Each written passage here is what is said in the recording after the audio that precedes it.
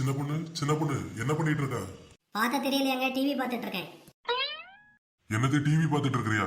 ஆமா, இந்த வீட்ல டிவி பார்க்கறது கூட எனக்கு உரிமை இல்லையா? நான் அப்படி சொல்லவே இல்லை சின்ன பொண்ணு. பின்ன டிவி பார்த்துட்டு இருக்கிறியான்னு கேக்குறிய? வீட்டுல என்ன நடக்கு அது நடக்குன்னு எல்லாம் தெரிஞ்சுதான் இருக்கிறியா அப்படி?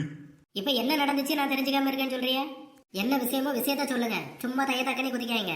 வீட்டுல நிப்பாட்டி வச்சிருந்த காரை காணல, அதான் பதறி போய் வாங்கிட்ட வந்து கேட்க. நீ என்னடா பொறுப்பு இல்லாம பேசிட்டு இருக்கா? காரை காணல நீ ஆண்ட வந்து கேக்குறிய? தூக்கிட்டு போனவன்ட்ட போய் கேளுங்க. தூக்கிட்டு போனாங்களா? யார் சின்ன பொண்ணு தூக்கிட்டு போனது? உங்களுக்கு கார் வாங்குறதுக்கு லோன் தந்தானோல்ல, அவனதான் வந்து தூக்கிட்டு போனானுவன். லோன் வாங்கி கார் வாங்குறது முக்கியம் இல்ல, மாசம் மாசம் ஒழுங்கா லோனை கட்டணும், இல்லைன்னா இப்படிதான் தூக்கிட்டு போவாங்க. ஒழுங்கா லோனை கட்ட வழியில நம்மகிட்ட வந்து காரை காணல அதை காணலன்னு கேட்டுட்டு இருக்காரு. அப்படியா? அப்போ கல்யாணத்தையும் லோனை வாங்கி கட்டியிருக்கலாம் போல. என்னங்க, என் தம்பிக்கு பொண்ணு பார்க்க போறாவலாம். எங்க அப்பா உங்களையும் வர சொன்னாரு நல்ல முடிவா எடுக்கிறதுக்கு.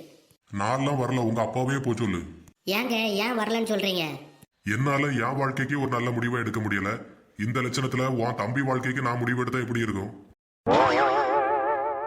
ஏன் சின்ன பொண்ணு, உன்னை பொண்ணு பார்க்க வந்தப்போ என்ன பார்த்த உடனே பிடிச்சிருக்குன்னு சொன்னீங்க. அப்படி என்கிட்ட உனக்கு என்னதான் பிடிச்சிருக்கு?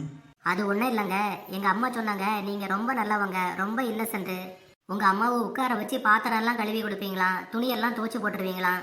உங்க அம்மா கடைக்கு போய் காய்கறி எல்லாம் வாங்கினா கால் வலிக்கும்னு சொல்லிட்டு நீங்களே கடைக்கு போய் காய்கறி எல்லாம் வாங்கி கொடுத்துருவீங்களா. எல்லார்கிட்டையும் அன்பா இருப்பீங்களா. உங்க அம்மா சமையல் கட்டையில கடந்து கஷ்டப்படக்கூடாதுன்னு சமையல் எல்லாமே நீங்களே பண்ணிடுவீங்களா. இப்படி உங்க அம்மாவை உட்கார வச்சு ராணி மாதிரி கவனிச்சுக்கிடுவீங்களா. ஓஹோ, அப்ப எங்க அம்மாவை மாதிரி உன்னையும் உட்கார வச்சு ராணி மாதிரி கவனிச்சுக்கிட வேண்டியதானே? ஓகே சொன்னேன். சேச்சே, யாரு சொன்னது? உங்க அம்மாவுக்கு வீட்டு வேலையெல்லாம் பார்த்தது மாதிரி எனக்கும் வீட்டு வேலையெல்லாம் நீங்களே பார்த்துருவேன்னு சொல்லிட்டு தான் ஓகே சொன்னேன்.